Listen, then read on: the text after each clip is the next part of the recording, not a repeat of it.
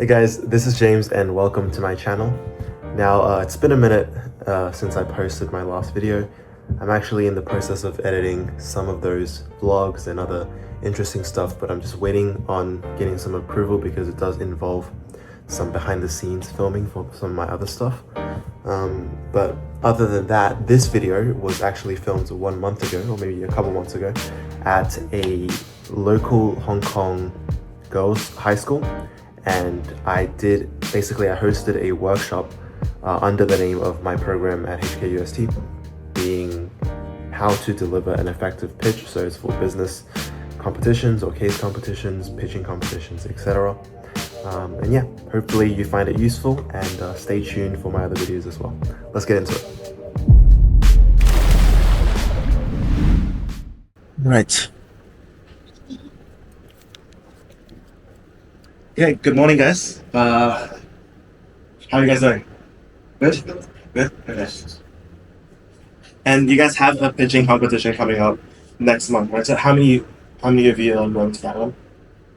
Okay, 1, 2, 3, okay. And the rest of you are just here to learn a little bit about something new, right? Okay, perfect. So a brief self-introduction. I'm James. I'm a third-year student at HKUST. This is Professor Justin Lowe. And we're both part of the DDP program, so law degree program. And I'm currently studying double degree in global business, computer science with an extended major in AI. I was born in Shanghai, but raised in Melbourne, Australia, and I graduated high school in Gold Coast, Australia, from an IB school. And yes, full pitching experience. I never really had that much before high school, so around your age, I started doing more public speaking, started doing more pitching. There's this thing called a 180 EE, and that's like a 3-minute thesis type thing for my high school dissertation, where I had to present in front of the school. That was my first public speaking experience. I joined high school debating clubs, a bunch of business case competitions, as well as I also MC for a lot of events as well in university. I worked on a startup with a couple of my peers in year 1 and year 2. I'm not working on it anymore, but we had to pitch in front of like panels of investors and judges. So I was able to raise some seed funding for that as well. So that's the extent of my experience. I hope this is going to be like an interactive lesson, so just feel free to chip in whenever. And yeah, let's get right into it. Do you have any questions? Yeah. So what we're going to talk about today is sort of like a taster to what I've learned over the years, as well as what I learned from DDP TMG. And so it's going to be a mixture of like pitching, but also what comes before the pitching, the preparation in terms of like design thinking and how you come up with a good idea in order to ground your pitch.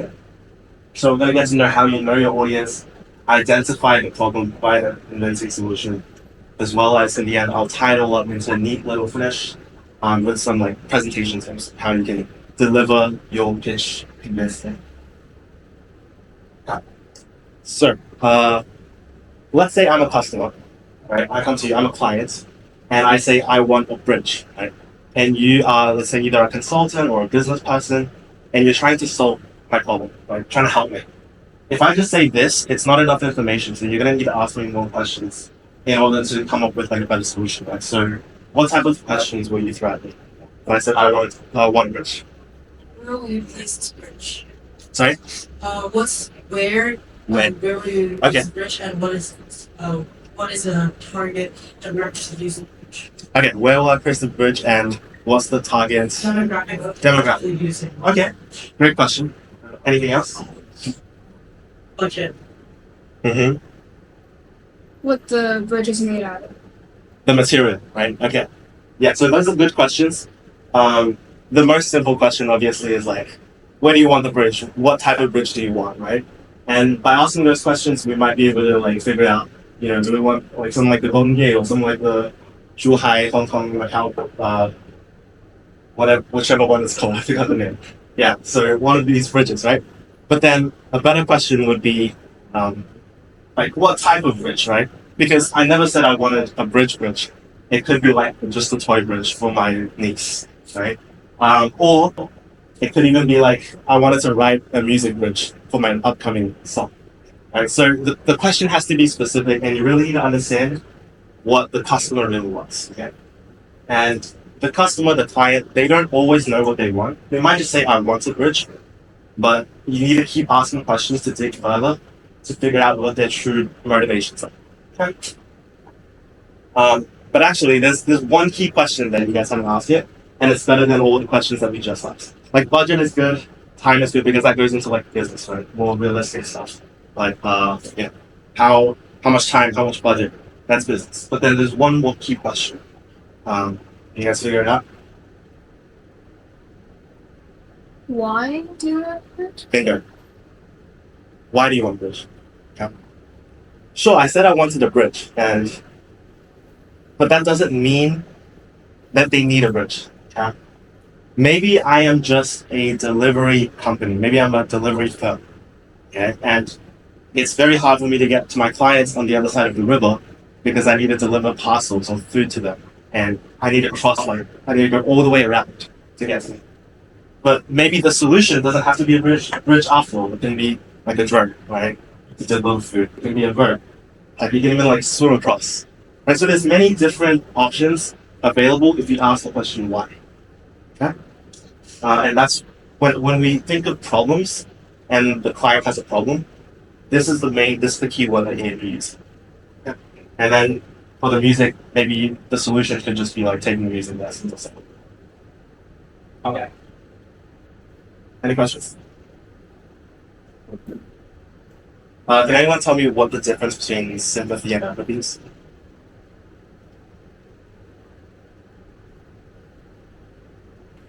So, Empathy is that you feel bad for them, or empathy is you actually resonate with them and you understand them.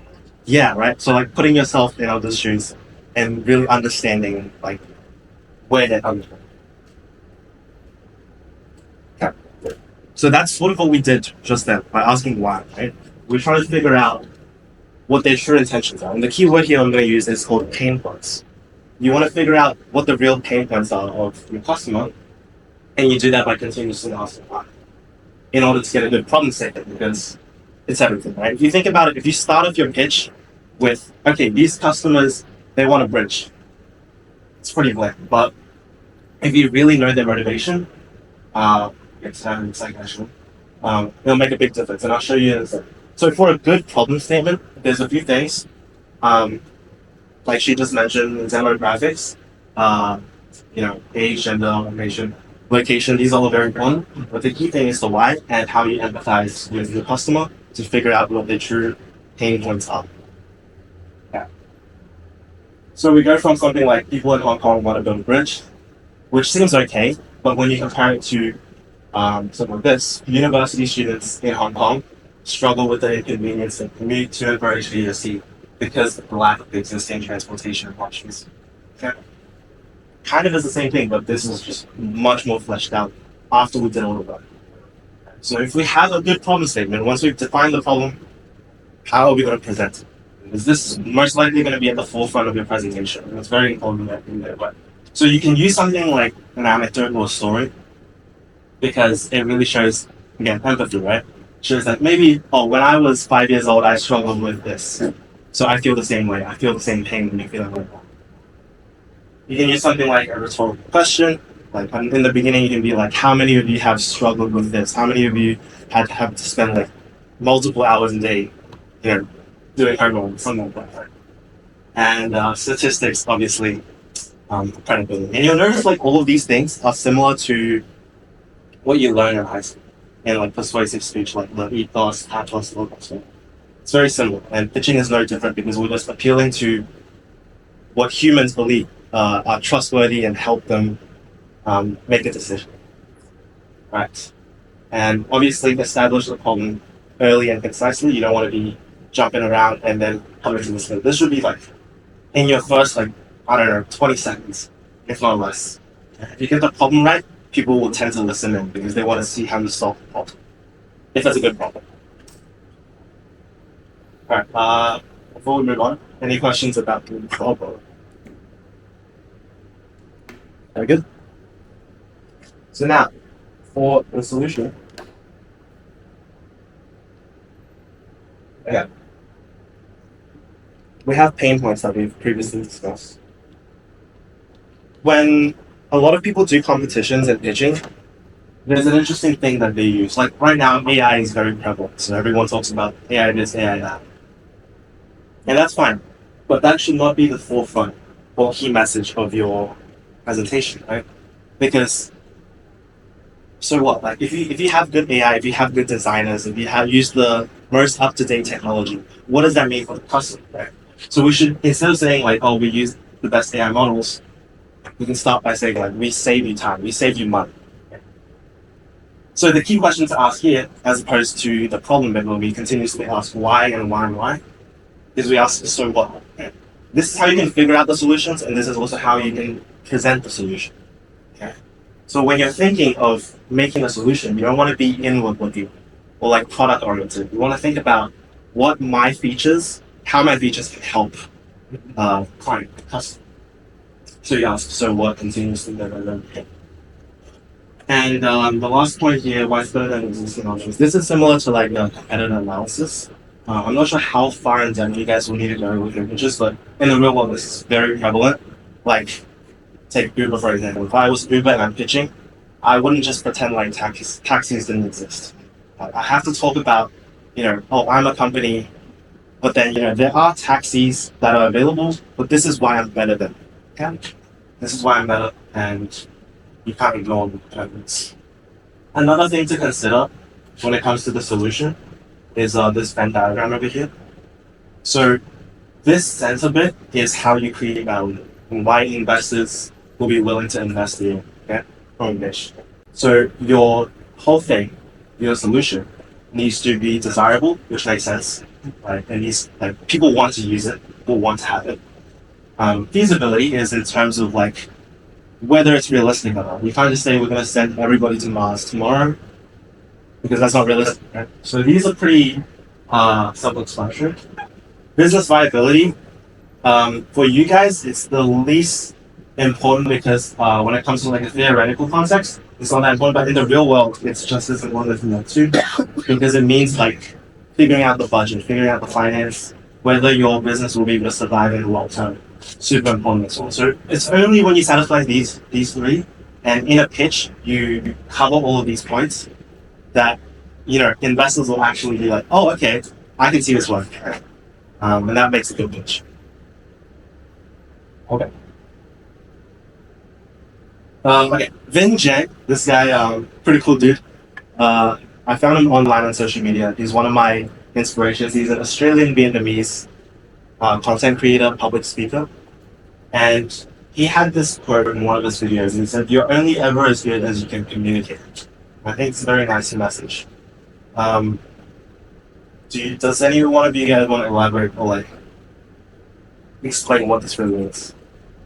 What does it mean by you're only ever as good as you can communicate? What do you think?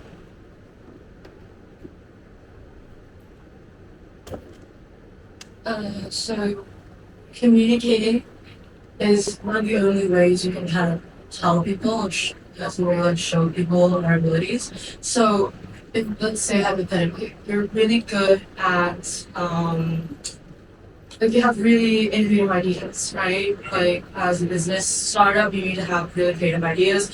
But if you're not able to communicate that, if you're not able to even let's say give your speech or introduce your product in a way that is convincing or interesting, then no one will actually know how good your ideas are. Yeah. So I think that's what he meant when he said really we're as good as you can. Yeah. That's basically exactly spot on. So what she was saying is, if you have like a $10 billion idea, if you can't convey it, if you can't, pitch in a way that is effective, it's not going to seem like $10 billion. And conversely, if you have, a much worse idea, but obviously it's still viable, if you can reach that potential, it's going to seem like a better idea. Okay? So 10 out of 10 idea, but let's say you're 3 out of 10 communication skill, you're never going to reach full potential. And as your communication skill gets better, it sort of unveils the potential, of your idea. And your idea never changes. The quality is still the same, but communication will make that better. And also, this isn't just for business context, this is in life as well, right? If you're talking to people, like yourself, you're sort of your own brand, so your own product. It doesn't have to be in business. If you can communicate well in person, It's gonna make you seem like a more credible person. It's gonna make you seem like, someone who is of higher quality in terms of thinking and everything. Yeah. This is why presentation skills are important, and we're going to talk a little bit about presentation, like the delivery itself. So first of all, your voice is an instrument. So when we pitch, like if I started talking like this over time, like in the beginning it would be fine, but over time it would feel very monotone and very weird, and like why is this guy talking the same term the whole time, right? It's very, very strange if a person is even monotone and there's no melody. Your voice is like a song, it has a melody. So I'm not very good at it myself, but I've tried over the years to get better at changing tone, because that makes it a lot more interesting. Another thing is that people tend to end on a high note. They'll be like, okay, so our AI solution will save you 2 hours, and you're going to be able to save a lot of money, and every time it goes up. And conversely, if you end on a low note, like we will save you money, right? It's much more reliable. So you don't want to be super high pitched the entire time, and you definitely don't want to end on a high pitch every single time. If you end on a low note, that actually makes you more better. Okay. I'll come back to this one actually. Continuing the voice thing, you want to vary your pace. Okay. And people tend to speed up in pitches because they get nervous or because of time limit. But slowing down is one of the most important things, especially when we're trying to emphasize, because people will tend to listen in. It doesn't have to be very high volume, it doesn't have to be very fast. The slower it is, especially if you pause after a key point, people will tend to reflect and actually listen, not just hear what you say. Okay? Eye contact is another thing. So you'll notice like this is a long presentation. I can't obviously remember everything, and I don't have a script either. So I have to sometimes refer to the information, but I'll never like fully send my body. It's just instant no-go if I do this. And when I first started learning about pitching, someone told me to find a point at a distance and then just stare at it and I talk. And it's a good thing in the beginning, but you'll notice over time it's very weird if I only look at one spot the entire time. Yeah. So something like the 3-second rule. This works in real life as well when you're talking to people. You find a person and then you look at them for a few seconds and then you move on to the next. Yeah, so it helps you avoid 2 things. One is like locking in one point, and the other problem is like people, they don't know where to look. They look at the ground, their eyes sway all over the place. Okay. Yeah. Yes. In terms of body language, have an open stance. You see, I talk with my hands a lot as well. You don't want to have your hands tucked close. You don't want to have it flailing. And then in terms of pacing, like you can move around a little bit. I don't move too much, but I like to pace like a little bit. But again, don't turn your whole body around. And yeah. Any questions for this? No? Okay. Last point, just practice. And I don't mean like memorizing a script. I've tried that before and it doesn't help, because if you have a script and then you get to a point where you forget, then you're screwed, right? Because you're not going to remember what to say next. So ideally, palm cards sometimes okay, depends on the context. But if you can avoid the big piece of paper, that's probably the worst thing you can do in a speech. Palm cards sometimes okay, depending on the context. Again, if you're like emceeing an event, you're not going to be expected to remember everything. So I use that palm card. I use palm cards for like events and stuff. But yeah, keep practicing, and then you're gonna be able to use what's on the slide as like a prompt. Sometimes in presentations you'll have like a screen in front. That would be ideal, so you don't have to do this while I'm doing the whole time. You'll look at the screen and then talk. But again, practice it. Okay. Questions? Questions. Very smart. Very smart. Okay, we have still a bunch of time left. We're gonna give you guys the chance to practice. So you can get to groups of like 2 other students, and in the end, maybe in around like 10-15 minutes, They'll let you come up with a 90-second pitch for really any product, any service. Like I wrote an idea here, maybe like a new after-school club or activity for students, or you can just go crazy with ideas. But the main thing is that you want to use the thinking that we previously discussed. Being, you want to start with the problem, okay? You never want to start with, okay, I think this will be cool. We should do this. You got to identify the audience and then use empathy to figure out what the real problem is, okay? And once you have the problem, then we go to the solution. And every feature in the solution must map to a designated pain point or multiple. And if you have a solution, when you say it, you're going to be like, okay, we have this, so what? Because it's going to help them do something. So I'll just leave the slide up here and then we'll let you guys get to it.